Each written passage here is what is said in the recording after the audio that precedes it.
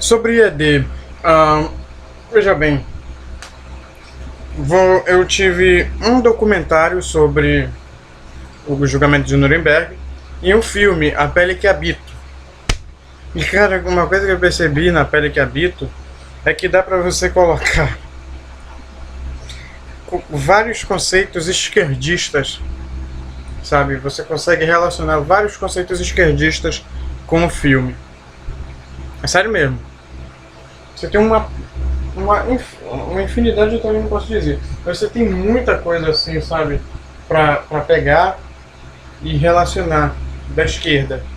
Entende? Deixando isso claro. O que mais eu tenho a dizer? Eu vou continuar aqui. A única coisa de IAD que eu tenho por enquanto é o Rudolf von Hering. Então bora. Se surgir mais alguma coisa eu comento. Mas o direito, então, quando se trata do teu e do meu, não garantia ao lesado do que o objeto do litígio ou do seu valor? Que? Mas o direito deve, então, quando se trata do teu e do meu, não garantia ao lesado do que o objeto do litígio ou do seu valor? Se isso fosse justo, poderia também deixar ir à vontade o ladrão quando entregou o objeto roubado, mas o ladrão objetar-se-á, ou seja, se oporá. Não ataca somente a pessoa que lesou, infringe também as leis do Estado, a ordem jurídica, a lei moral. Não deverá dizer-se outro tanto do devedor que contesta conscientemente o empréstimo, do vendedor, do arrendador, que quebra o contrato feito, do mandatário, que abusa para me burlar da confiança que nele havia depositado? Assim se dá satisfação ao meu sentimento jurídico lesado, não se concedendo depois uma longa luta, mais do que já desde o princípio legitimamente me pertencia. Fazemos mesmo abstração completa deste desejo de satisfação que não hesito em declarar absolutamente legítimo. Tal é a perturbação do equilíbrio natural entre as duas partes. O perigo com que as ameaça o resultado desfavorável do processo consiste para uma em perder o que lhe pertence e para outra em ter de entregar o que injustamente retinha.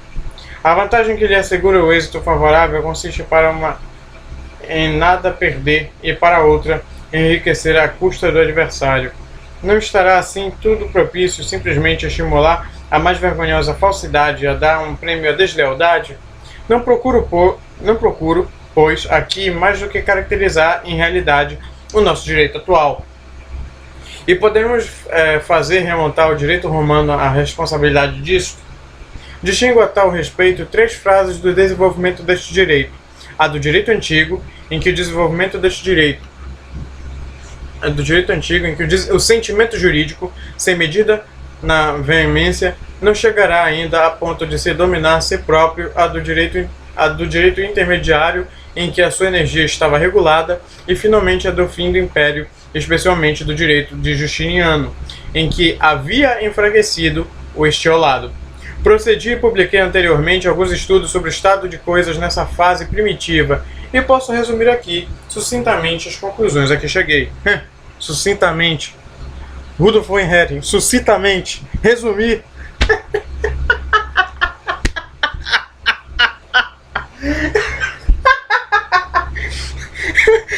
Esse cara tem um bom humor, gostei disso.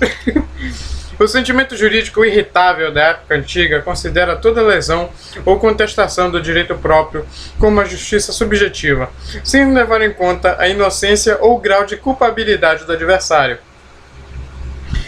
Reclama mesmo a satisfação do inocente do culpado. Aquele que contesta a dívida evidente, nexum, ou dano causado à propriedade do adversário paga o dobro se é vencido. Aquele que, tratando-se de um incidente, de uma incidente reivindicação, apanhou os frutos como possuidor, deve restituí-los em dobro, sem prejuízo da perda do sacramento, em que ocorre por haver sido vencido no objeto principal da questão. O demandista incorre na mesma pena quando perde o processo. Pode ter... Olha isso aqui. Pode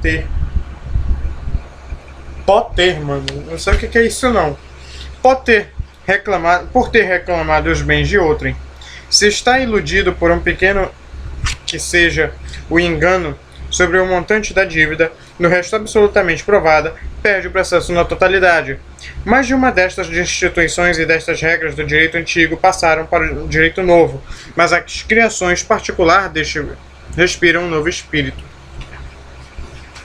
Faltam quantos capítulos para isso terminar?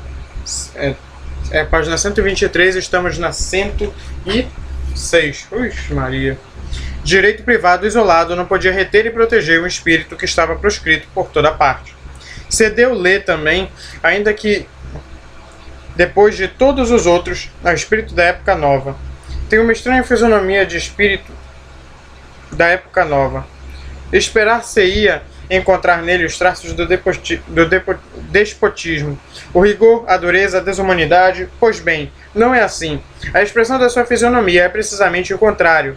Não manifesta senão suavidade e humanidade. Mas esta suavidade é própria do despotismo, porque se o que dá a um, tendo roubado a outro. É a doçura do arbítrio e do capricho, e não a do caráter. É a desordem da violência, procurando reparar a injustiça que cometeu com uma outra injustiça.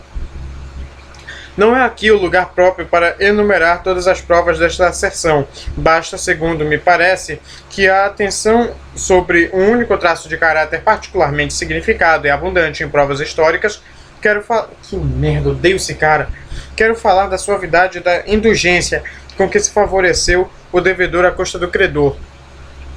Creio que pode estabelecer-se, em tese geral, o simpatizar com os devedores. A isso chama ela própria humanidade. Uma época forte cuida antes de tudo de fazer com que o credor efetive o seu direito e nunca teme o rigor contra os devedores, quando esse rigor seja necessário para manter a segurança das relações, a confiança e o crédito. Vejamos finalmente nosso direito romano atual.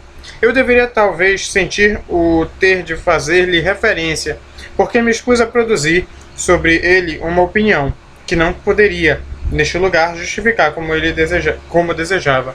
Mais um erro, ó. Veja aqui bem. Consegue ver? O erro tá aí, ó. Poderia. Tá errado, mano. Vejamos finalmente o nosso direito romano atual. Epa, é isso mesmo.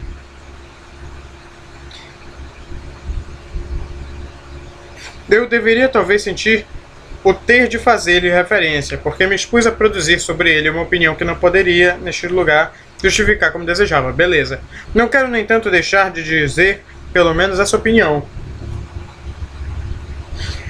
Para resumir em algumas palavras, coloco o caráter particular de toda a história da autoridade do direito romano moderno na preponderância particular, até certo ponto tornada necessária pelas próprias relações da erudição pura sobre todos os fatores que, em qualquer parte, determinam a formação e desenvolvimento do direito. O sentimento jurídico nacional, a prática e a legislação. É um direito estrangeiro, escrito em uma língua estrangeira, introduzindo por sábios que são os únicos a compreendê-lo perfeitamente, e exposto antecipadamente a opinião e as variações de dois interesses, completamente diferentes, por natureza e às vezes contraditórios entre si, a ciência histórica pura e a aplicação prática e progressiva do direito. A prática está desprovida da força necessária para dominar completamente o assunto. Fica condenada, por consequência, a uma eterna dependência em face teoria, o que equivale a dizer numa situação de menoridade. Daí resulta que o particularismo antepõe na jurisprudência e na legislação as tímidas e fracas tentativas tendentes a conseguir centralização. Poderá então admirar-se alguém de que entre o sentimento jurídico nacional e um tal direito se tenha produzido um vácuo declarado, que o direito não tenha compreendido o povo? Algumas instituições e regras que foram compreensíveis em Roma com as relações e os costumes de então, tornaram-se aqui uma verdadeira heresia pelo desaparecimento completo das circunstâncias que as tornavam necessárias. E nunca desde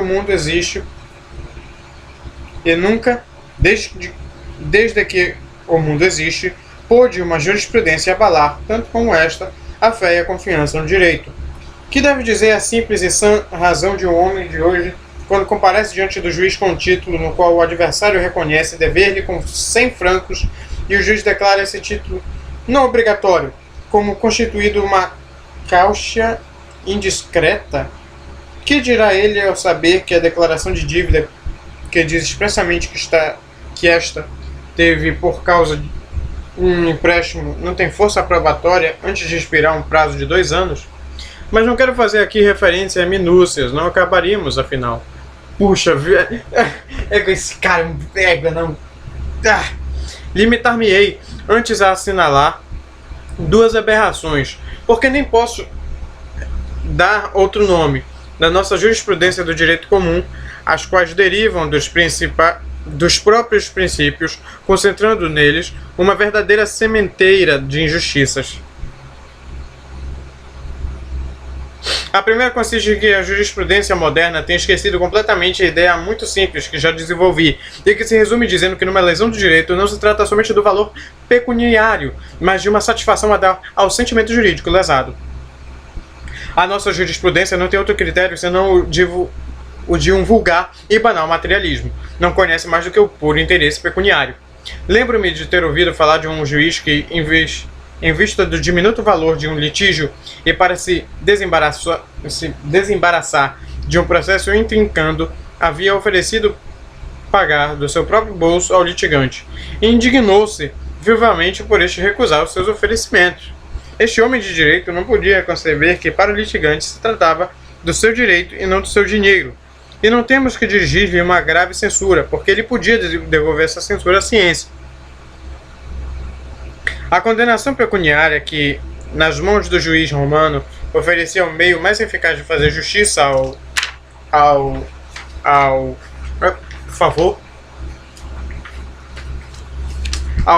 interesse ideal que havia sido lesado, transformou-se sob a influência da nossa teoria moderna das provas num dos mais vãos paliativos que jamais se tem servido à justiça para tentar reprimir a injustiça. Exige-se de A que demonstre até o último cêntimo o seu interesse pecuniário. O senhorio proíbe ao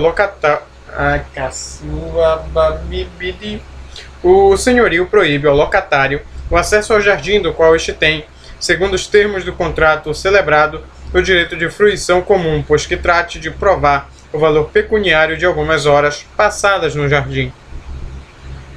Se acontece o senhorio dar de arrendamento a um terceiro antes de o arrendatário tomar posse, deve este, antes de se encontrar outra morada, sujeitar-se durante 1 ano ao mais miserável abrigo. O dono do hotel recusa-se a receber um viajante ao qual telegraficamente prometeu um quarto, e este último deve vaguear durante horas no meio para encontrar um modesto refúgio. É a situação do gato galáctico. Que se reduza, portanto, tudo isso a dinheiro, ou então que se experimente ver que o tribunal concederá em caso tais. Nada disto sucede na Alemanha, porque o juiz alemão não pode ultrapassar esse escrúpulo teórico, segundo o qual os desgostos, os enfados, por maiores que sejam, não podem ser avaliados em dinheiro, ao passo que isso não causa o menor escrúpulo ao juiz francês. Um professor particular que aceitou um compromisso no colégio particular encontra em seguida um lugar mais vantajoso, quebra o contrato e não se pode procurar imediatamente outro para substituir. Trata-se de avaliar em dinheiro a circunstância de, durante várias semanas ou de alguns meses, talvez, os discípulos ficarem privados de lições de francês ou de desenho, ou ainda o dano pecuniário causado ao diretor da escola. Uma cozinheira deixa sem razão o serviço e, como não pode substituir-se na localidade, encontra seus patrões no maior dos embaraços. Demonstre-se o valor pecuniário deste embaraço. Em todos estes casos, fica-se completamente sem proteção, segundo o direito comum, porque a proteção oferecida ao interessado supõe uma prova que regularmente não poderá produzir. E ainda que pudesse ser facilmente produzida, não bastaria exclusivamente o valor pecuniário para reparar eficazmente a injustiça sofrida. Trata-se, portanto, de um estado de pura ausência do direito. O que é opressivo e ofensivo neste estado de coisas ainda não é o embaraço em que qualquer pessoa se encontra assim colocada, mas sim o sentimento amargo de que o justo direito pode ser calcado aos pés sem que haja meio de dar remédio de dar a tal fato. Não se pode atribuir ao direito romano a responsabilidade desta lacuna, porque ainda que ele admitisse sempre o princípio de que o julgamento final não pode deixar de restringir a dinheiro, soube, entanto, fazer da condenação pecuniária um uso tal que não somente o interesse pecuniário, mas também todos os outros interesses legítimos encontravam nela proteção eficaz. A condenação pecuniária era o meio de pressão que o juiz civil empregava para assegurar a observância das suas ordens. O réu que se recusava a fazer o que o juiz lhe impunha não era considerado desonerado, e quite, pagando simplesmente o valor pecuniário da prestação imposta. A condenação pecuniária tomava aqui o caráter de uma pena e é precisamente este o resultado do processo que obtinha para o autor, uma coisa que, segundo as circunstâncias, lhe importava infinitamente mais do que o dinheiro. Quer dizer, a satisfação moral para a lesão frívola do direito. Essa ideia de satisfação é completamente estranha à teoria moderna do direito romano. Esta não a compreende, não conhece mesmo outra mais do que o valor pecuniário, a prestação não satisfeita. A esta insensibilidade do nosso direito atual pelo interesse ideal da lesão do direito se prende também a abolição pela prática das penas privadas do direito romano. Terminou a infâmia entre nós para o depositário ou para o mandatário infiel a maior velhacaria, contanto que se saiba astuciosamente evitar o Código Penal. Fica hoje completamente a salvo e sem castigo. Vêm-se certamente figurar ainda nos livros as penas pecuniárias e as penas da negação sem base, mas dificilmente se encontrarão na jurisprudência. Ora, que quer isto dizer? Unicamente que entre nós a injustiça subjetiva foi recalcada ao nível de injustiça objetiva. Puxa, por que você não falou isso antes? Ai, cara.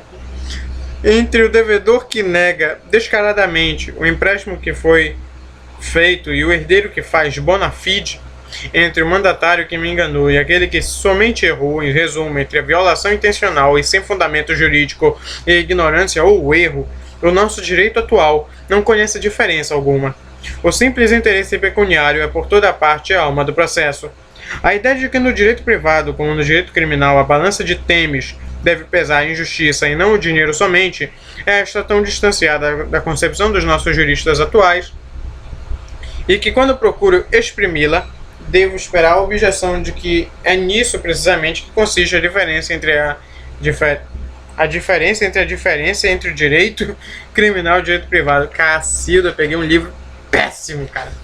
Não tô falando do Von Hellen dessa vez, tô vendo aqui, cara, isso foi digitado de maneira, sabe? É porque é como se o que estivesse escrito aqui dissesse: esse Rudolf von Hering é insuportável, cara. Insuportável esse bicho, mano. Tá doido. Vamos até aqui e vamos continuar.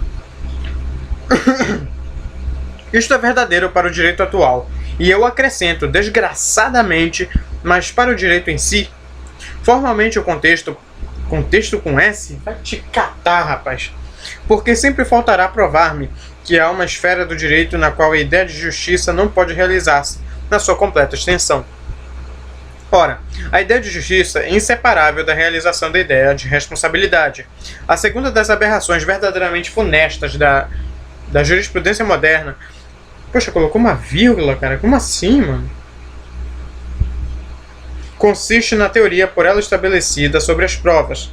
Dir-se-ia que esta teoria foi inventada com o único fim de iludir o direito. Se todos os devedores da terra estivessem conjurados para ludibriar o direito dos respectivos credores, não teriam conseguido inventar um meio mais eficaz para tal fim do que aquele que a jurisprudência aproveitou nesta teoria das provas. Nenhum matemático pode estabelecer um método de provas mais exato do que aquele que aplica a nossa jurisprudência. Tal método atinge o cúmulo do absurdo nos processos por perdas e danos. O excessivo abuso, para me servir das palavras um jurista romano, que aqui se faz do direito sobre o pretexto rende da sua autoridade, e o benéfico contraste que neste ponto estabelece a jurisprudência dos tribunais franceses foi, em várias obras recentes, caracterizado por uma forma tão frisante que, se posso abster-me de nele insistir, não posso deixar de dizer: desgraçado autor em tais processos e feliz réu. Rudolf Van Hellen é só um desgraçado autor mesmo. Para resumir tudo o que precedentemente exponho, poderia talvez soltar esta exclamação como divisa da nossa jurisprudência e da nossa prática moderna. Elas têm avançado muito no caminho inaugurado por Justiniano. É pelo devedor e de forma alguma pelo credor que elas julgam dever interessar-se, antes fazer abertamente injustiça a 100 credores do que correr o risco de ser muito rigorosas para um só devedor. Ao homem estranho ao direito custará acreditar que esta falha parcial do direito que atribuímos à falsa doutrina dos teóricos do direito civil e do processo fosse ainda suscetível de uma agravação, e no entanto é ainda excedida por uma aberração de certos criminalistas antigos, que pode designar-se francamente como um atentado contra a ideia do direito e como a mais afrontosa ofensa contra o sentimento jurídico que jamais a ciência cometeu. Agora vamos para outra parte, que já estamos na página 113. É 13.